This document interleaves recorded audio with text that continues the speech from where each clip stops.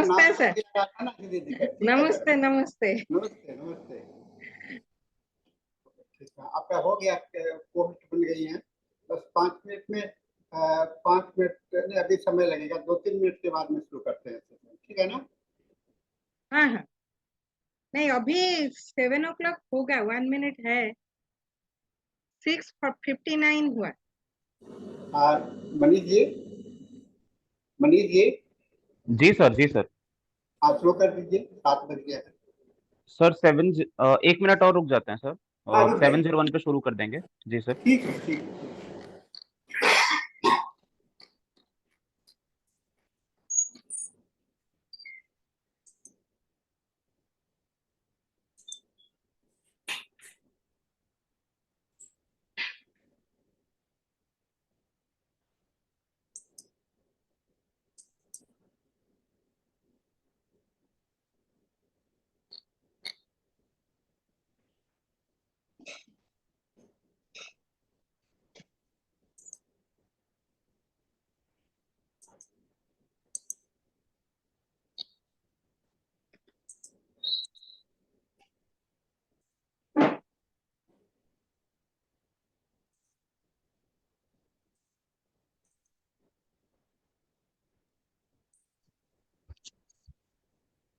शुभ संध्या, प्रणाम सभी को, नमस्कार।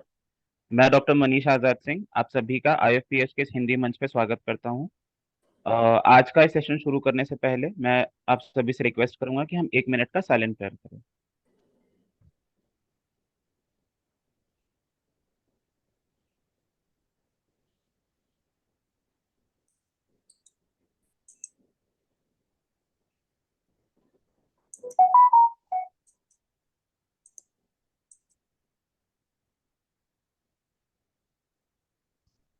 Thank you. जैसा हम सभी जानते हैं, ये IFPS का हिंदी सेशन है जो 7 से 8 बजे तक के लिए चलेगा। 8 से 9 बजे तक के लिए इंग्लिश का सेशन होगा जो इंटरनेशनल सेशन कहा जाता है, जिसके बाद उसके बाद 9 से 10 के लिए मलयालम का लोकल सेशन होगा उनकी लोकल भाषा में। ये हिंदी का जो निरंतर प्रायोजित प्रोग्राम है IFPS के द्वारा, IFPS यानी international forum to promote homoeopathy, आज 393वां दिन है। और आज की हमारी मेहमान है डॉक्टर सुमाना पांडा। मैम, आज का सेशन शुरू करने से पहले मैं मैम के बारे में थोड़ी सी बेसिक जानकारी देना चाहूंगा। मैम अभी प्रेजेंटली वर्क कर रही हैं as a consultant in Dhableshwar homeo clinic, Cuttack, Choudwar, Orissa. Ma'am ने as a district homeopathic medical officer serve किया है Cuttack circle, health and aptitude department, government of Orissa. Ma'am का homeopathic clinical experience more than 35 years का है, जिसमें उन्होंने बहुत सारे क्रॉनिक केसेस को ट्रीट किया हुआ है। मैम का टीचिंग एक्सपीरियंस 18 ईयर्स के आसपास का है, department of materia medica, doctor Abhin Chandra homeopathic medical college and hospital, Bhubaneswar.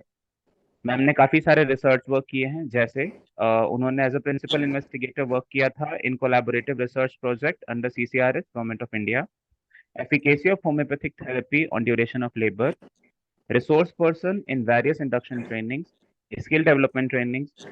इसके अलावा मैम ने बहुत सारी रीओरिएंटेशन ट्रेनिंग प्रोग्राम्स में भी हिस्सा लिया है। मैम ने बहुत सारे साइंटिफिक पेपर प्रेजेंटेशंस किए हैं, जैसे नेशनल इंटरनेशनल होम्योपैथिक सेमिनार्स में, जैसे लीगा में भी किया है, IIHP में भी किया है, रिसर्च सोसाइटी ऑफ इंडिया में भी किया है, Andhra Pradesh homeo association, Tamil Nadu homeo association और बहुत सारे ऑर्गेनाइजेशंस में। मैम ने काफी सारे आर्टिकल भी पब्लिश किए हैं, जिसमें IJRH और पबमेट में भी काफी सारे पब्लिश्ड है। मैम को best homoeopath of Odisha award दिया गया था, हनीमैन प्राशिवा सम्मान 2014 by homoeopathic board of Odisha, best homoeopath Covid warrior by Marwari Mahila Samaj, women of inspiration by lions club, best women social worker by Odisha Nari Seva Sangh, Cuttack branch, Bharat homoeo Ratna by Wilson homoeopathy. आज ma'am हमारे बीच प्रस्तुत हैं और मैं चाहूंगा कि मैम अपना सेशन शुरू करें और हमारा ज्ञान बढ़ाएं। So please ma'am. धन्यवाद मनीष जी। आपने बहुत ज्यादा बोल दिया शायद मेरे बारे में। Thank you once again. तो एट दी आउटसेट मैं प्रारंभ में सबको धन्यवाद दूंगी, स्पेसिफिकली IFPS के जो ऑर्गेनाइजर्स मेरे teacher doctor M.K. Sahni ji यहाँ पे है, तो मैं उनको मेरा ग्रेटिट्यूड शो ज्ञापन करती हूँ। और आप सबके साथ मेरा आज का सेशन है, ये मेरे लिए एक अपॉर्चुनिटी है really. So thank you everyone. So coming to the topic proper, now I am sharing my screen.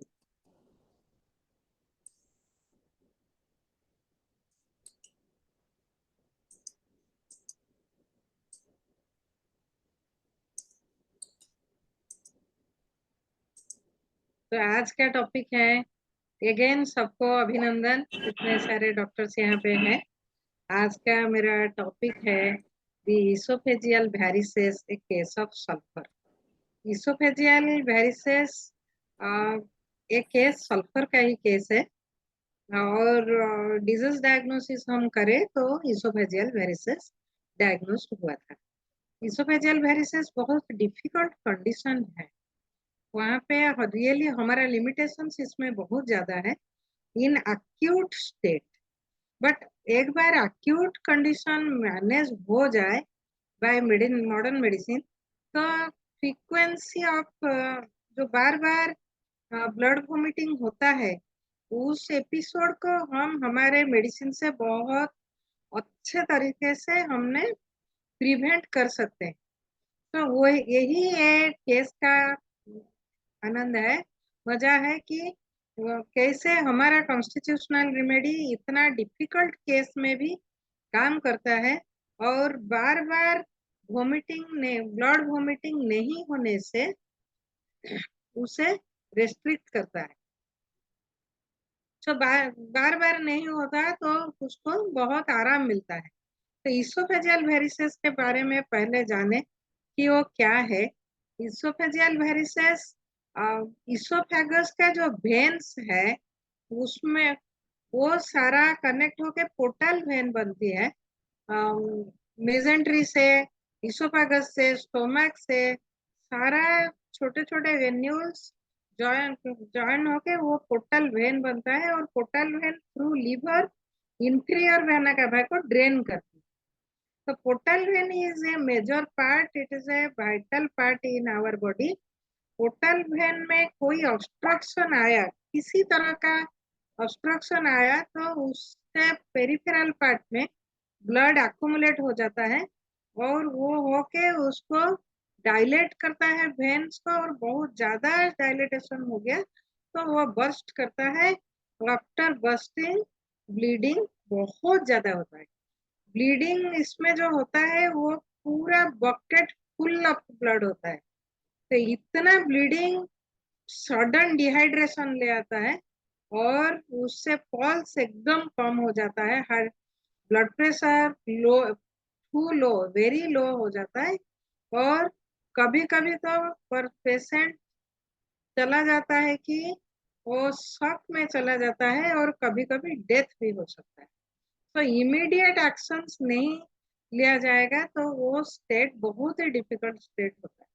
उस स्टेट में हमारा लिमिटेशन बहुत ही ज्यादा है, लेकिन एक बार वो मैनेज हो जाए, फिर रिपीटेड एपिसोड नहीं होने के लिए हमारा ट्रीटमेंट बहुत ही अच्छा है। So they form due to portal hypertension, and usually cirrhosis में होता है, और resistance to portal blood flow, कोई भी कॉज से पोर्टल ब्लड फ्लो रेस्ट्रिक्टेड होता है, ब्लॉक्ड होता है, तो इसोफेजियल वेरिसेस हो सकता है। Oesophageal varices usually develop when blood flow is liver to blocked. हमने कंप्लीट कर दिया, बट इससे पहले कोई भी सिम्टम्स नहीं रहता। सडनली एक दिन क्या होता है कि सीवियर ब्लड वोमिटिंग हो जाता है, उससे पेशेंट बहुत डर भी जाता है, और कंडीशन बहुत ही सीरियस हो जाता है। पहले कोई भी सिम्टम्स नहीं, तो जानना भी, उसको डायग्नोसिस करना भी मुश्किल हो जाता है बहुत टाइम पे। और वोमिटिंग जो होता है वो बहुत टार लाइक, कोल्टर लाइक होता है, ब्लैकिश ब्लड आता है, और सीवियर केसेस शॉक होता है। चिल्ड्रन में ये कंडीशन बहुत कम देखने को मिलता है।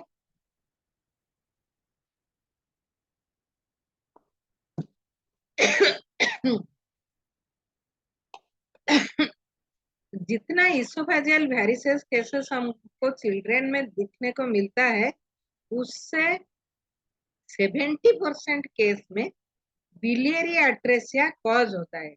Biliary channels are blocked, biliary atresia और पोर्टल वेन थ्रोम्बोसिस, कोई थ्रोम्बस उसमें लॉज हो गया और ब्लड फ्लो ब्लॉक हो गया। ये 70% केस में हमको देखने के लिए मिलता है।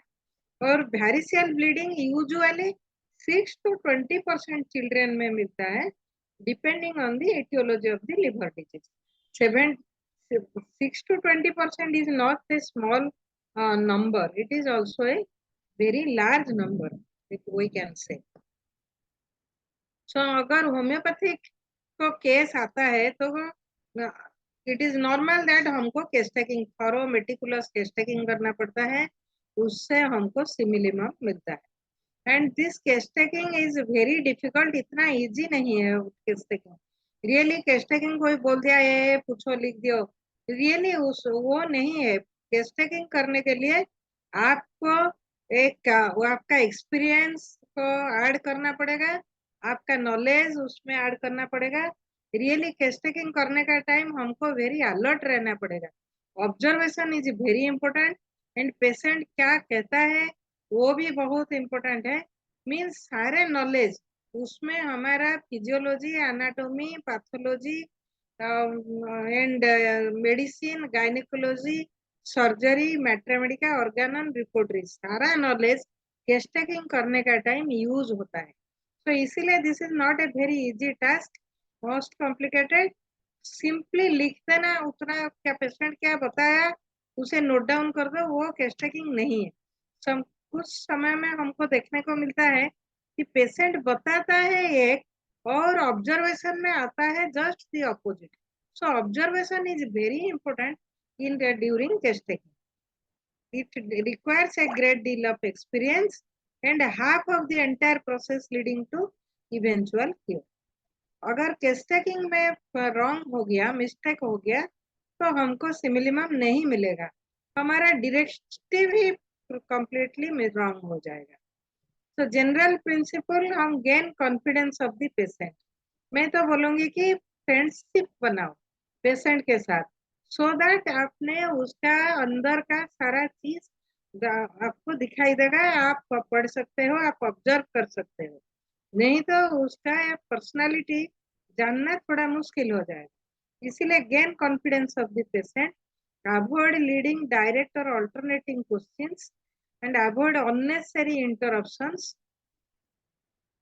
and observe facial expression, body language, manner of speech, behavior. All these things are very important to know the personality trait. Go through the life situation of the patient. So life situation हमको जरूरी जानना है, क्योंकि look this skipper in classical homeopathy बहुत सुंदर book है।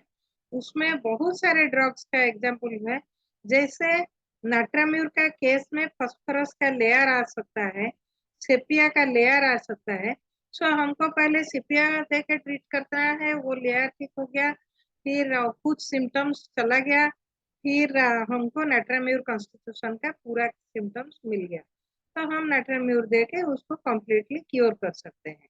So that's why life situation is very important and finally try to complete each symptom as regards हमारा causation, location, sensation, modality and concomitant. So 5 sphere में हमको each symptom को complete करना है। That might be presenting complaint, that might be and the PQRS symptoms, peculiar, queer, rare, characteristic symptoms might be in presenting complaint, might be in physical generals, might be in mental generals, or might be in the history, in anamnesis, past history, family history also. So that's why we have to be very careful during testing. So thorough, careful probing inside to get more and more. So next coming to the case proper, the girl aged 12 years presented with the following symptoms on 10th October 2001.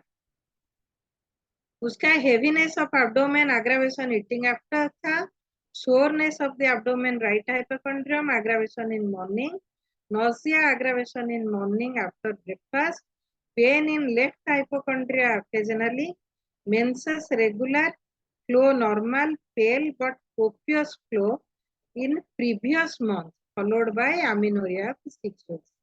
She had amenorrhea of suppressed menses for 6 weeks, followed by copious menstruation. But usually she had regular menses, and this is very normal because the girl was of 12 years, the menarche was in 11 years. So during that period थोड़ा इधर उधर होता है, फिर 1 year के बाद पूरा menses का साइकिल सेटअप हो जाता है. Is coming to history of present complaint, you will find that in the disease process started 4 years before. In 1998, the girl was hospitalized and diagnosed as esophageal varices. During that time, उस time क्या हुआ था, एक bucket full of blood vomiting उसको हुआ था बहुत ज्यादा, and immediately वो पास वाले मेडिकल कॉलेज में कैजुअलिटी में एडमिशन हुई थी, एंड इमरजेंसी ट्रीटमेंट लेकर मॉडर्न मेडिसिन का वो ठीक हुआ था, एंड उसी समय उसका esophageal varices due to portal hypertension diagnosis हुआ था. And routine investigation every year, ultrasound, endoscopy and allopathic medicines में वो 2001 तक थी. Again उसको second and third attack severe hematemesis हुआ था 2000, जून 2000 एंड सितंबर 2001. तब भी उसको हॉस्पिटलाइज करना पड़ा एंड वो मैनेज हुई. सो ये बार बार करना पड़ता है. इसको देख के रियली वो लड़की का फादर एक्सीडेंट में एक्सपायर्ड कर गए और उसके मदर उसके मायके में आके रुकती थी. तो उसको बहुत ही तकलीफ था, इतने बार हॉस्पिटल लेके जाना, फिर इतना सीरियस हो जाता है. उसका वो एक ही बेटी थी, सो वो सीरियस हो जाता है. ये सब देख के वो बार बार के टेंडेंसी कैसे ब्रेक हो, इसीलिए उन लोगों ने हमारे पास शिफ्ट होके आए. So this is the endoscopy report she brought to me. That is in 1998. She had grade 2 to 3 esophageal and cardiac varices with congestive gastropathy. In 1999, partially sclerosed esophageal varices with congestive gastropathy. And in 2000, almost sclerosed esophageal varices with congestive gastropathy. And in 2001, she had sclerosed esophageal varices except a short grade 2 column around gastroesophageal junction. So the disease process was progressing, and in ultrasound, portal hypertension might be extrahepatic origin, might be biliary atresia. So family history में उसके father को diabetes mellitus था and grand mother को filariasis. Examination pulse rate missing beats था 68 per minute, and physical generals में black complexion, hot patient, resistant to cold, desire sweet double plus, milk था, meat था, and thirst was increase. Appetite उसको उतना ज्यादा नहीं था, but thirst was increased. Coming to mental generals, really बहुत time लगा because this is a बहुत very difficult case. So ये केस को स्टडी करने के लिए हमको थोड़ा टाइम लग गया, बहुत ही टाइम लगा. So, लेकिन उसके बाद वो पता चला कि the girl was too angry, anger double plus, throws things to hit front man. क्योंकि वो बहुत गुस्सा हो जाती थी, हाथ में जो आता था वो फेंक देती सामने वाले को गुस्से में. Headstrong with strong will power she was very headstrong and repents after but can't beg apology. वो इतना गुस्सा करती थी, बाद में भी रिपेंट भी करती थी, बट अपोलॉजी नहीं मांग सकती क्योंकि वो उसका ईगो हर्ट हो जाता था। तो वेरी इगोइस्टिक था वो गर्ल, छोटी थी but still then she was egoistic. कभी कॉम्प्रोमाइज करना उसके लिए बहुत मुश्किल होता था और स्ट्रॉन्ग विल पावर था। मम्मी ने बोला कि वो जो बोलती है वो करती है, लेकिन अभी पढ़ाई में लास्ट एग्जाम में वो इतना बच्चों के साथ खेला घूमा कि पढ़ाई में ध्यान नहीं दिया, उतना ठीक नहीं किया। मैं डांटती हूँ तो बोलती है कि मैं नेक्स्ट टाइम करके दिखा दूंगी, आप क्यों डांटती हो, ऐसा था। तो और मम्मी का भी ये ऑब्जर्वेशन था कि वो बोलती है कि वो जो बोलती है वो करके ही रहेगी, छोड़ेगी, वो छोड़ती नहीं, बीच में कोई भी काम हो छोड़ती नहीं, वो बहुत जिद्दी है। Selfish, doesn't want to share her belongings. Possessive था, keeps little pies with much more care, with much care है। तो कोई आता था 1-2 रुपया उस टाइम पे देता था तो उसको भी वो संभाल के रखती थी, उसको वो किसी को नहीं देती थी, मम्मी को भी नहीं। तो ये सारा मेरा केस टेकिंग से मिला। एंड वो उसका जो अगले साल की किताब, अगले साल की जो नोट्स था, उसका ब्रोकन पेन्स पेंसिल्स वो सब संभाल के रखती, किसी को भी नहीं देती थी। उसका चप्पल, पुराने वाले ड्रेस, तो वो सारा संभाल के रखना उसका एक हैबिट था, तो वो रखती थी। तो ये सबको रिपोर्टराइज हमने किया, तो उसके बाद हमने सल्फर में आया। सल्फर रियली वो सारा रैग्ड फिलोसोफर हेरिंग ने लिखा है। तो सारे छोटे छोटे चीज को जिसका वर्च्यू नहीं है, जिसका कोई वैल्यू ही नहीं है, उसी तरह का चीज को भी उसने संभाल के सल्फर संभाल के रखती है। और सल्फर इज वेरी इंटेलिजेंट है, साइमल्टेनियसली जिद्दी भी है और वेरी क्रिएटिव एटीट्यूड भी उसका है। ऑफ कोर्स यहाँ लड़की में इतना मेरे को देखने में नहीं मिला, बट हो सकता है और भी ऑब्जर्वेशन होता तो मिलता, लेकिन सो नेक्स्ट मैं उसके हिसाब से सल्फर 0/2 0/3 वंस डेली 8 डोजेस मैंने प्रिस्क्राइब किया था। And along with that bleeding कैसे ना हो, क्योंकि just 1 month before she had severe bleeding, so might be, तो उसको प्रिवेंट करने के लिए उसी हिसाब से दर्द वगैरह भी पेट में था उसके बाद, तो उसी हिसाब से हमने आर्मी का 204 doses once in 4 days prescribe किया। After 2 weeks she came that improving, no nausea, periods 27 अक्टूबर में हुआ था और हिमाटेमेसिस का कोई प्रॉब्लम नहीं। Sulphur again repeated in higher potency 0/4 0/5 alternate morning, and arnica 204 doses once in 7 days। Next again 2 months के बाद वो आई तो इम्प्रूवमेंट ही था, नो हिमाटेमेसिस, सल्फर हायर पोटेंसी बढ़ता गया। एंड आर्निका हमने डोज फ्रीक्वेंसी कम कर दिया, once in 2 weeks इंटरवल बढ़ा दिया for 6 months। And appetite again after 2 months वो आई तो एपिटाइट डिक्रीज हो गया था, बायोवेल हार्ड कंस्टिपेटेड था। तो हमने उसी के हिसाब से उसे और दवा आर्निका बंद कर दिया, सल्फर हायर पोटेंसी कंटिन्यू किया एंड बाई वीक कर दिया with sufficient fibre containing food. So this is the report in 2002 February. According to our advice, she has gone for that esophageal varix grade 2 with congested gastropathy. You can mark. And in ultrasound, she had mild splenomegaly with periportal collaterals. Collateral develop हो गया क्योंकि portal vein से उतना drainage नहीं हो सकता था due to obstruction, so that's why body itself has tried to drain the venous blood with collaterals, so periportal collaterals सारा डेवलप हो गया था। So mild splenomegaly with periportal collaterals in 2002. Next, this is the 2003 report, January. She had again the endoscopy report said that esophageal varix grade 1 with congested gastropathy. Esophageal varix grade 1 with congested gastropathy.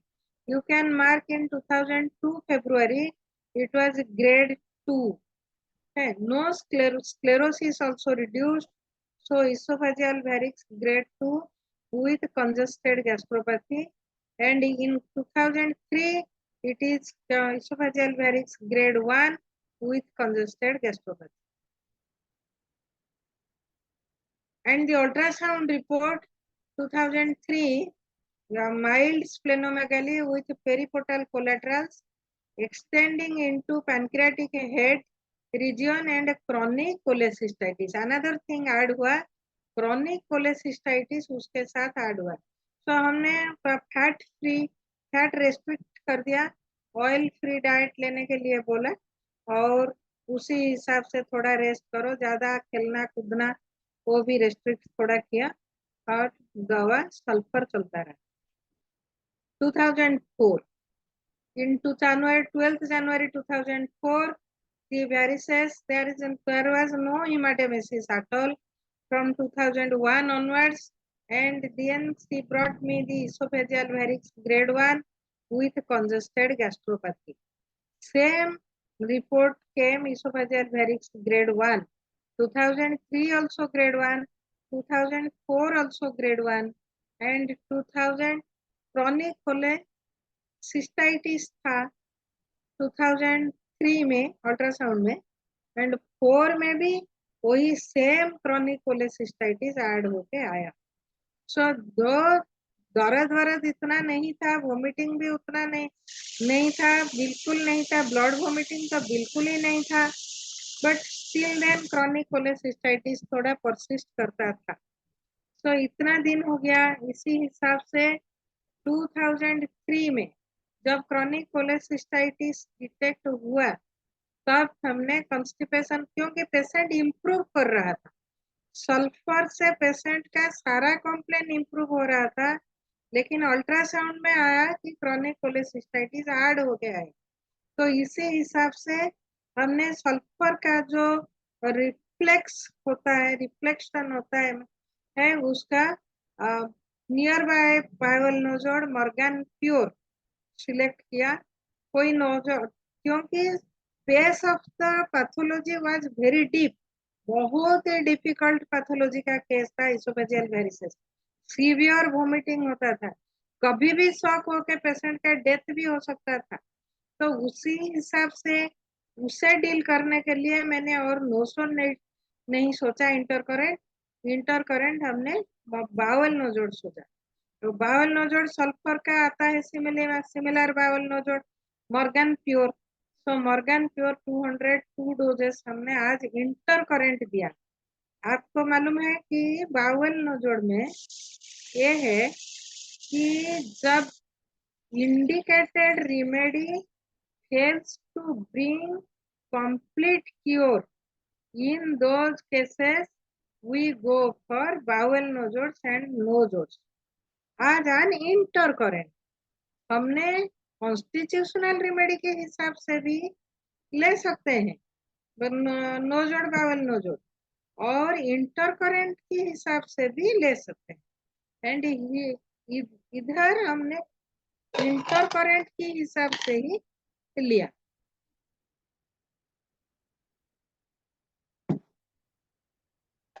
So intercurrent के हिसाब से हमने Morgan pure लिया 202 doses once daily followed by sulphur higher potency. Same sulphur continue. उसके बाद फिर किया गया, लेकिन एक गैप के बाद 1 महीना का हमने गैप दिया, फिर उसके बाद हमने कंटिन्यू किया. फिर 15-20 days usually we are giving gap. After that again the same constitutional remedy we are repeating. So again in 1 साल के बाद पेशेंट आया, और इतने बार नहीं आया, क्योंकि उसको बहुत ज्यादा कुछ कंप्लेन नहीं। तो 1 साल के बाद जब आया तब था सोरनेस इन एब्डोमेन, राइट हाइपोकॉन्ड्रियम में उसका थोड़ा था, और प्रेशर करने से पता चलता। एंड पेन थोड़ा नून आवर में दोपहर को ज्यादा होता था, लेकिन हिमाटेमेसिस नहीं हुआ, ब्लड वोमिटिंग बिल्कुल ही नहीं था। And the old itching of sulphur, old itching, sulphur नहीं, क्या है मेरे को, स्किन शायद, old itching of skin relapse, aggravation evening to night। So पहले जो उसको था ओल्ड इचिंग, वो रिलैप्स होके वो आई, और राइट हाइपोकॉन्ड्रियम में भी पेन था, स्प्लेनोमेगाली भी था, क्रॉनिक कोलेसिस्टाइटिस था। अल्ट्रासाउंड में हमने देखा कि माइल्ड स्प्लेनोमेगाली विथ क्रॉनिक कोलेसिस्टाइटिस। सो उसको बेस करके हमने यहाँ थोड़ा उसके साथ सल्फर के साथ Ceanothus Q 10 drops BD for 2 months हमने ऐड किया। And sulphur higher potency once in a week कर दिया, इंटरवल और भी बढ़ा दिया, 0.22 23 चलने लगा था तो बढ़ा दिया। उसके बाद और पेशेंट फिर मेरे पास 2005 में भी आया था, एंड सेम कंटिन्यूड किया। ये आप देख सकते हैं the endoscopy report, esophageal varix grade 1 with congestive gastropathy. तब 2002 से पहले तो 2-3 के अंदर रहता था। 2001 में टू वेरिक्स ग्रेड 2 to 3 था। फिर 2002 में ग्रेड 2 में आया, 2003 में ग्रेड 1 आया, 2004 में भी ग्रेड 1 आया, 2005 में भी ग्रेड 1 आया, लेकिन उसको कंप्लेन कुछ नहीं था। इसीलिए मैंने वो जो एंडोस्कोपी जिन्होंने किए थे, उस डॉक्टर के, बहुत बड़ा इंस्टीट्यूट का था, उस डॉक्टर के साथ मैंने कंसल्टेशन किया, और हिपेटोलॉजिस्ट के साथ भी मैंने कंसल्टेशन। सो उससे उनका कहना था कि मैडम एक बार ब्लड वेसल का वास्कुलरिटी, वेसल वाल का मालिएबिलिटी लॉस हो जाए तो फिर नॉर्मल पोजीशन में नहीं आ सकता। वो भी सही है। जैसे हम एक एग्जांपल देती हूँ, हम बेलून लीजिए, बेलून को हम फूंकते हैं, फूंक मारते हैं, तो उसको बहुत बड़ा कर दिया तो वो नॉर्मल पोजीशन में, और कभी फिर हमने हवा निकाल दिया फिर भी वो नॉर्मल पोजीशन में नहीं आ सकती, थोड़ा तो बड़ा ही रहेगा, तो क्योंकि उसका मालिएबिलिटी लॉस हो जाता है। उसी हिसाब से वेसल वाल का भी मालिएबिलिटी लॉस हो जाता है, तो वो नॉर्मल में और नहीं आ सकता। लेकिन उनका बोलने का मतलब था कि मैडम वो ग्रेड 1 भी नहीं है, उससे बहुत कम है, लेकिन हम तो रिपोर्ट ग्रेड 1 ही देंगे, उससे नीचे तो नहीं दे सकते ना, 0 तो नहीं है, और तो 0 और 1 के बीच तो 1 ही है। सो 1 ही इसलिए लिखना पड़ता है, but you take it as normal, उसमें और कोई प्रॉब्लम नहीं है, आप ए ले सकते हैं। और हिपेटोलॉजिस्ट का भी यही था, मेरे को एडवाइस था वही। तो उनका हिसाब से मैंने सोचा कि चलो ठीक है, that means she is having no symptoms, and in pathology also it is proved that she is having no symptoms. So that's why in 2005 also I went for sulfur higher potency. Next वो और उसके बाद मेरे पास नहीं आई, and the girl got married in 2010, blessed with a daughter, and discontinued medicine from January 2006. So अब अभी उसके बेटी बहुत बड़ी हो गई है, तो वो अभी पढ़ाई करती है।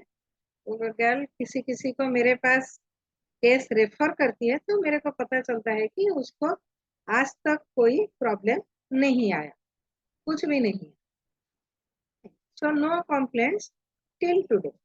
अगर इसका एनालिसिस हम करें तो कॉन्स्टिट्यूशनल रेमेडी सल्फर हमको बहुत ज्यादा हेल्प किया।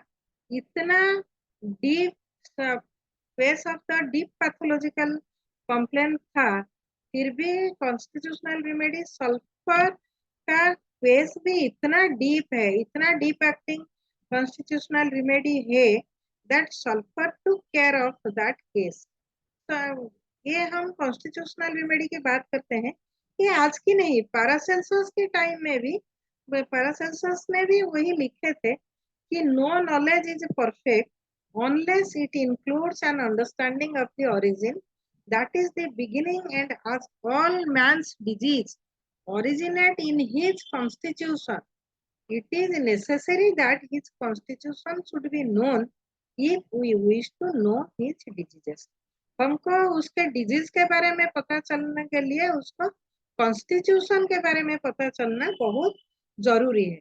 And the constitution also we know an individual is formed in accordance with his intrinsic nature, this nature of the individual being termed his constitution. So interior और exterior lives को मिला के हम constitution की choose करते हैं।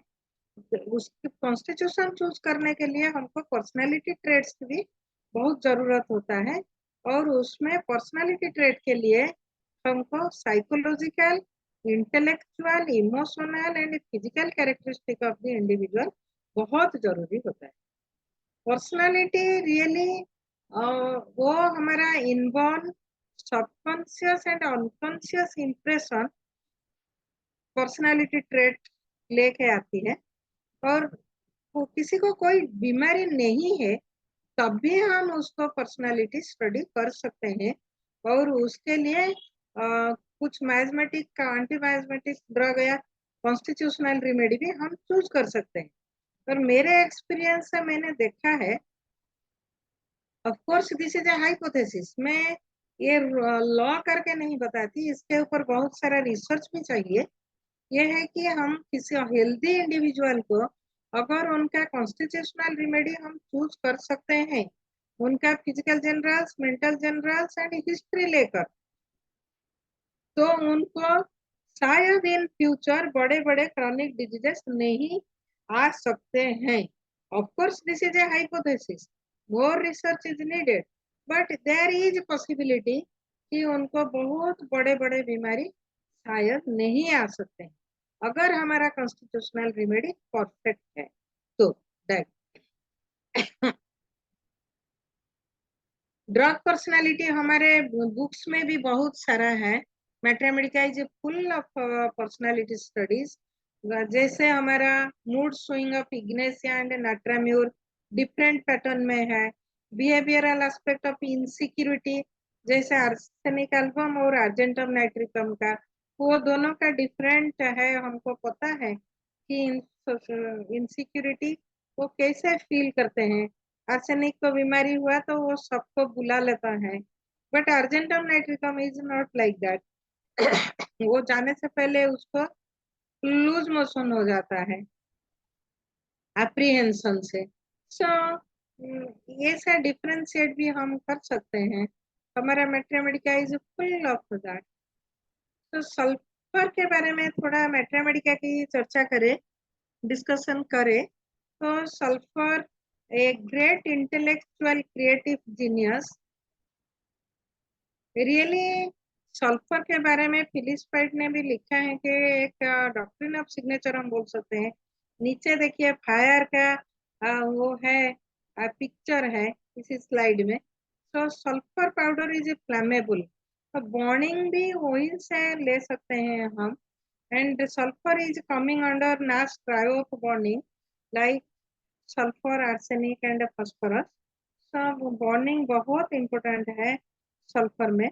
And sulphur patient जैसे fire is taken as the very auspicious and very, fire सबसे तेज होता है, सबको लाइटेड कर देता है, सो इंस्पायर करता है। सल्फर में भी वो इंस्पिरेशन है, वो सबको इंस्पायर कर सकता है। Sulphur is very creative, and intelligent and simultaneously very angry also like fire. तो डॉक्ट्रिन ऑफ सिग्नेचर के हिसाब से भी हम ये सब ले सकते हैं सल्फर का. And great intellectual creative genius king of psora. We know sulphur is king of psora, but उसमें साइकोटिक और सिफिलिटिक फीचर्स भी थोड़ा थोड़ा है. हाँ, सब क्रिएटिव जीनियस सी एक वो साइंटिस्ट है, पढ़ाई करता है और लैपटॉप पकड़ के नीचे बैठ गया है और फटा हुआ शर्ट भी पहना है. So sulphur is very indifferent to dress code. हमारा रूब्रिक है indifferent to dress code, dress sense उसको उतना नहीं है. वो रैग्ड फिलोसोफर है, वो देखता है सनराइज सनसेट और तारे, वो देख के बहुत मजा लेता है, माउंटेन्स नेचर को बहुत एंजॉय करता है. तो abstract थिंग्स भी उसको पसंद है. जहाँ कोई वैल्यू नहीं वो वहाँ भी वैल्यू देखता है. The rags seems to him like silk. Delusion में हमको मिलेगा rags seems like silk, beautiful. So ये सारा देखिए वो लड़का जाके डॉम्पैड से कुछ कुछ खोज के लेके आता है. एंड एडमायरेशन, वो उसको बहुत एडमायर भी करता है. मैंने ऐसा रखा है, ऐसा देखो ऐसा. तो वो उसके ऊपर उसको भी ईगो आता है कि मैंने ये रख सकता हूँ. तो ग्रीडी भी है, वो खर्चा ज्यादा नहीं करता. Of course boasting, sulphur is boasting. वो उसके अचीवमेंट को, उसके लड़के के उसके लड़की के अचीवमेंट को बहुत चढ़ा बढ़ा के बोलता है. और लेकिन वो लाइक जैसे कलकिरिया कार नक्सवामी का ऑस्टेंटेशन है, उड़ाते हैं पैसे. सल्फर ऐसा नहीं है कि वो सब बोले कि मैं रिच हूँ, दिखाने के लिए भी वो नहीं. वो by nature like that. So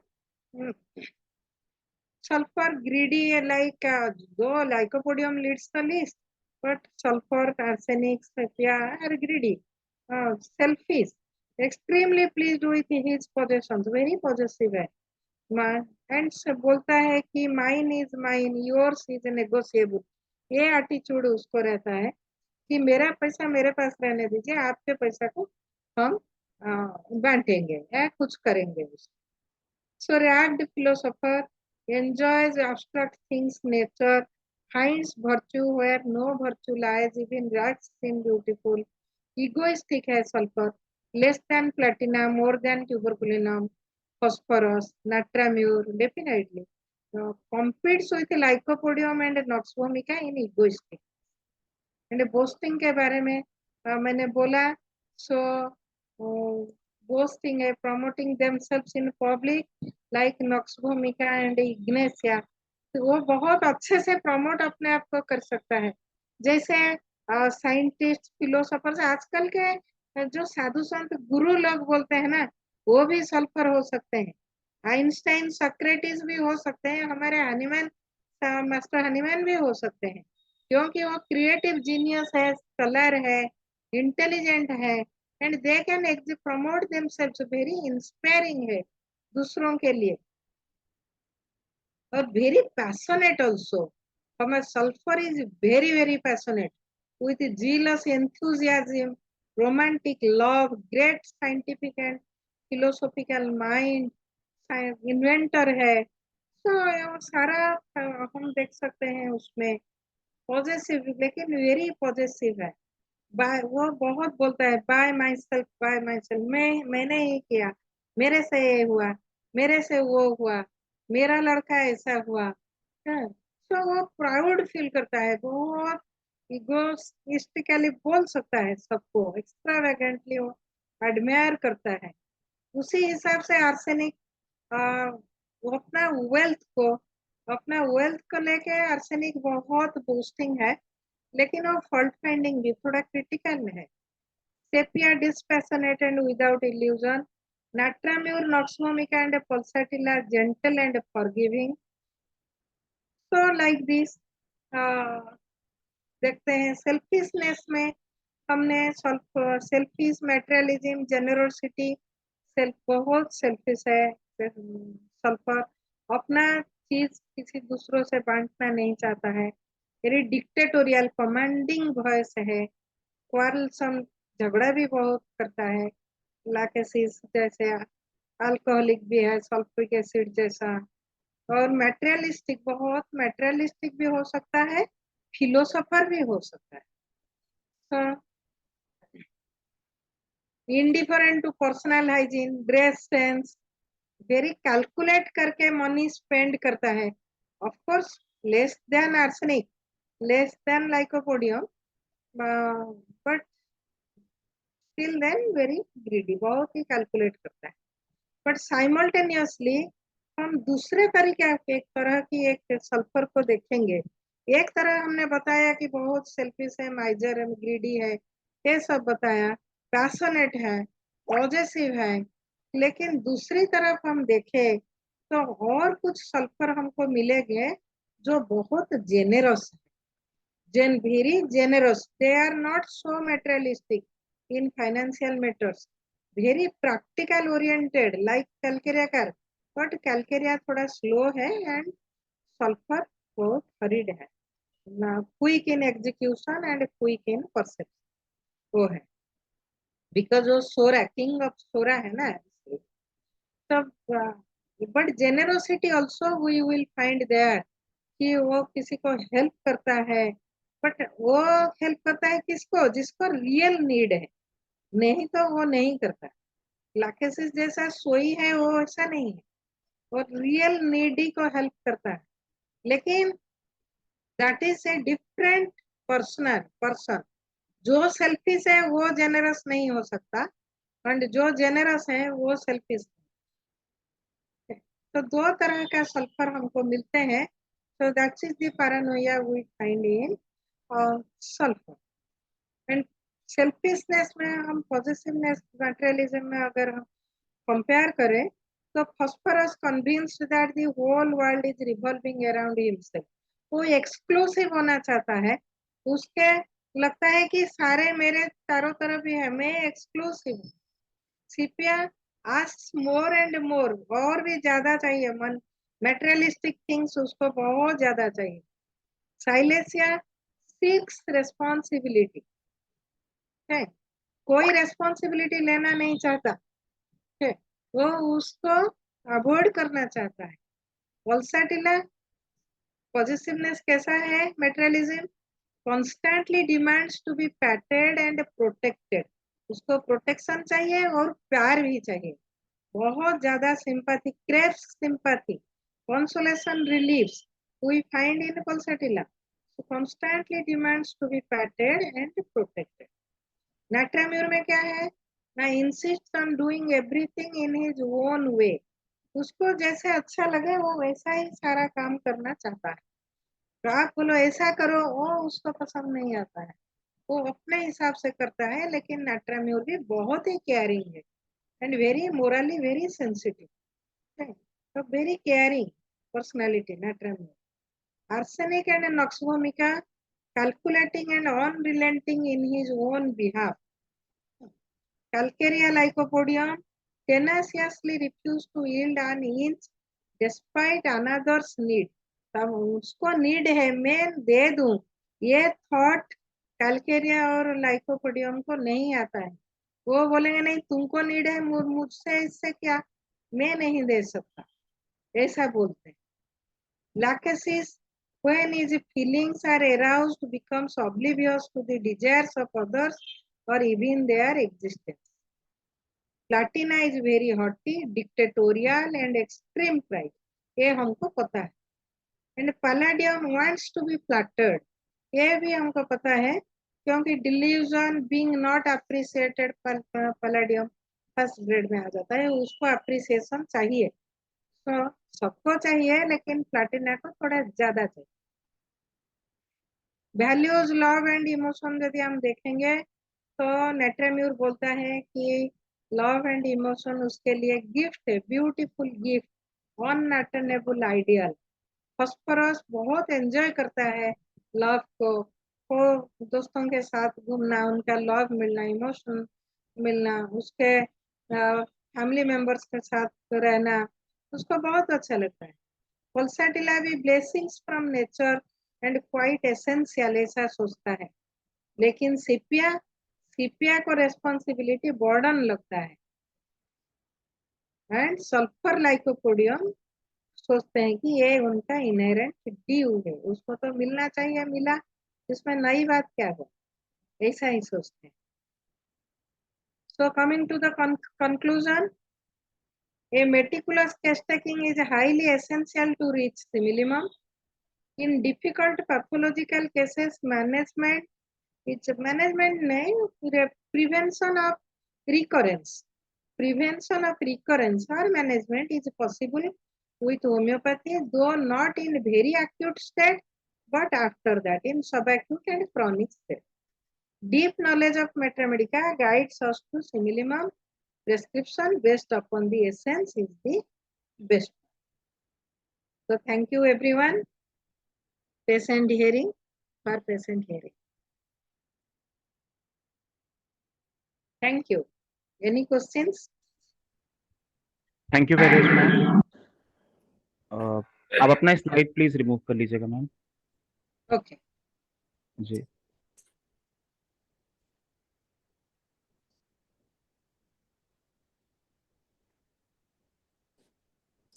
ma'am सबसे पहला क्वेश्चन तो मैं ही पूछना चाहूंगा। ठीक है। हम ऑब्वियसली जैसे केस आपके सामने था तो आप बेटर बता सकते हैं, बट क्योंकि जैसे आपने इस केस में बताया कुछ चीजें, जैसे कि बहुत ज्यादा वॉमिटिंग हो रही थी ब्लड की, हाँ कोलेसिस्टाइटिस बार बार आ रहा था, जो भी मतलब गुस्सा था तो सामान लोगों के ऊपर फेंक के मार रहा था, मतलब जिस तरीके गुस्सा था, फिर सॉरी नहीं बोलना था, ऑब्स्टिनेसी थी थोड़ी सी, और चीजों को, पुरानी चीजों को बचा के रखना। मैम इस केस में अगर हम रूब्रिक्स को फॉलो करें तो कहीं ना कहीं बेलाडोना या नक्स वोमिका भी आ रही, तो मैं सिर्फ वो एक डिफरेंशिएट समझना चाह रहा था कि मतलब क्या ये माइंड में थी मतलब मेडिसिन, या फिर क्या डिफरेंस मिला ऐसा। हाँ, नक्सोमिका इज परसिवरेंस। आप जितने नक्सोमिका हमारे मैथमेटिका में सबसे परसिवरेंट ड्रग है। एंड फिजिकल जनरल में आप देखो तो वो चिली पेशेंट डिजायर स्वीट और डाइजेस्टिव डिजॉर्डर्स उसके साथ एसोसिएटेड होते हैं। And ineffectual urging for stool and urine भी उसका रहता है। और स्लीप भी उसका थोड़ा लेट बहुत सोता है, बीच में उठता है, फिर मॉर्निंग में भी बहुत लेट तक वो सोना चाहता है। तो उसी तरह का कोई सिम्टम्स इसमें नहीं था। जो दो nux vomica is also defecting, but sulfur is a complementary drug to Noxvomica and more defecting than Noxvomica. When the pathology is very deep, and here the according to Dr. S.K. Dubey, हमारा हम जब post graduation कर रहे थे तब doctor S K. Dubey ने हमारा एक क्लास लिया, तो उन्होंने ये हमें बताए थे कि पेस ऑफ द डिजीज जितना डीप हो, मेडिसिन भी उतना ही डीप होना चाहिए, क्योंकि नहीं तो वो उसे कोप नहीं कर सकता। तो इन माय व्यू नक्सोमिका और सल्फर को आप कंपेयर करें तो sulphur is more defecting than nux vomica. And here यहाँ पे डिजीज पैथोलॉजी भी बहुत ही डीप है, क्योंकि वेरिसेस में इतना सारा ब्लीडिंग होता है, पोर्टल वेन का थ्रोम्बोसिस है, और लॉस बहुत ही ज्यादा होता है। तो नंबर 1। नंबर 2, बेलाडोना के बारे में, वो एक्स्ट्रा वैगेंट है बेलाडोना, जो यहाँ देखने में नहीं मिलता है। लेकिन और बेलाडोना सारे जो फेंके हुए चीज, ब्रोकन पेंसिल टॉयज, इसको उठा के नहीं रखता, वो मारता है, ये सही है। मानियाकल वो एंगर उसको इतना ज्यादा आता है कि वो वायलेंट मानिया में हम बेलाडोना को लेते हैं, वो एग्जाजरेट करता है। तो बहुत सल्फर भी आप देखेंगे तो उसमें भी आप लिटरेचर में जाओ, सामने वाले को वो भी मारता है। ऑफ कोर्स नहीं, बेलाडोना की तरह नहीं, उससे बहुत कम है। बेलाडोना तो बहुत ही ज्यादा अटैक करता है, सीवियर अटैक, वो ऐसा नहीं है सल्फर में। और ये लड़की भी ऐसा भी नहीं था कि वो उसे मारूंगी, ऐसा नहीं था। सामने गुस्सा आया, जो सामने हाथ में पकड़ी हुई है किताब हो जो भी हो, वो फेंक देती सामने वाले, तो उसमें वो नहीं था। और एक्स्ट्रावेगेंट लड़की वैसा नहीं था, और ये जो रखना है सारे चीज को उठा के, ये सिम्टम्स तो बेलाडोना में नहीं मिलता। तो इसीलिए मैंने नहीं सोचा था। रियली उस टाइम मैं बोलूं 2001 में, मैं आज इतना बोल सकती हूँ, लेकिन 2001 में बेलाडोना के बारे में मेरे को वायलेंट मानिया बहुत अच्छे से पता था। दूसरे जो चीज मैं आज बता रही हूँ तब मेरे को शायद उतना पता नहीं था, लेकिन मैंने प्रोग्रेस किया, प्रोसीड किया एक केस में कंजेशन से। आप देखो सारे कंजेस्टिव गैस्ट्रोपैथी सब में लिखा है एंडोस्कोपी रिपोर्ट। एंड कंजेशन आप फैरिंगटन में देखोगे तो abdominal congestion and portal vein congestion, portal hypertension Farrington में स्पेसिफाई किया है सल्फर में। सल्फर को बहुत ही इंपॉर्टेंस दे के फैरिंगटन में लिखा है, ये फैरिंगटन है क्लिनिकल मैटर का भाई, ये फैरिंगटन में आप देख जी सकते हो। और वो मेरे मेरे गुरुजी प्रोफेसर कमलाकांत सर के वो फेवरेट भी था, मेरे को भी बहुत ही फेवरेट था। तो उसी से मेरे को लीड मिला कि ये कंजेशन अंदर का कंजेशन है, बेलाडोना भी हो सकता है, you are right, but pain भी सडन एंड वायलेंट आता है बेलाडोना में, और इसमें वो पेन नहीं। तो वो सोच के मैंने क्रॉनिक केस था इसीलिए एक्यूट कंडीशन बेलाडोना की तरह नहीं था, तो इसी हिसाब से मैंने सल्फर में प्रोसीड किया। एंड ग्रेजुअली मेरे को इंटरेस्ट आया, मैं और भी पूछता पूछता गया तो मेरे को सल्फर का फीचर आ गया। Liquid thank you ma'am. और मैम क्योंकि हम इस केस में सल्फर डिस्कस कर रहे हैं तो कुछ रूब्रिक्स मेरे भी मतलब दिमाग में थे जो सल्फर के हैं, तो मैं बेसिकली सोच रहा था डिस्कस करने का। जैसे एक रूब्रिक है सल्फर का कि अगर आप उसकी तारीफ करते हैं तो सब कुछ आपको दे सकता है, एंड इस रूब्रिक में सिर्फ सल्फर और लाइको दो ही मेडिसिन हाँ मतलब है। तो ऑब्वियसली मतलब जैसे आप जब बताना शुरू किए कि सल्फर मटेरियलिस्टिक होता है, कैरिज्मेटिक होता है, बॉइस्ट्रस होता है, तो आई वाज लाइक कि हाँ ये रूब्रिक भी है इसमें कि अगर आप उसकी तारीफ कर रहे हैं तो वो कुछ भी कर सकता है फिर आपके लिए। तो एग्जैक्टली।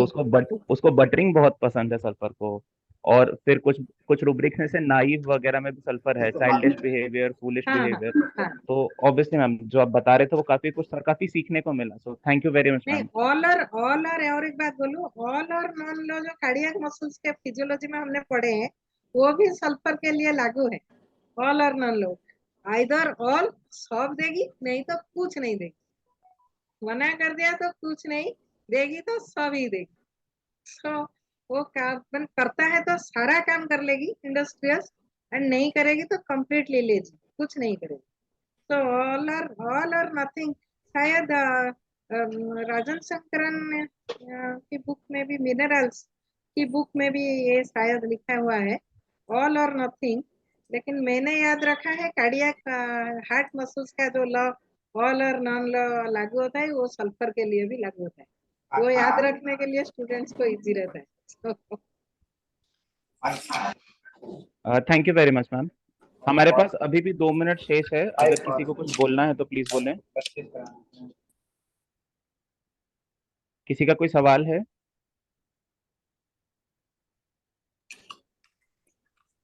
मैं एक लाइन सल्फर के विषय में बताता हूँ।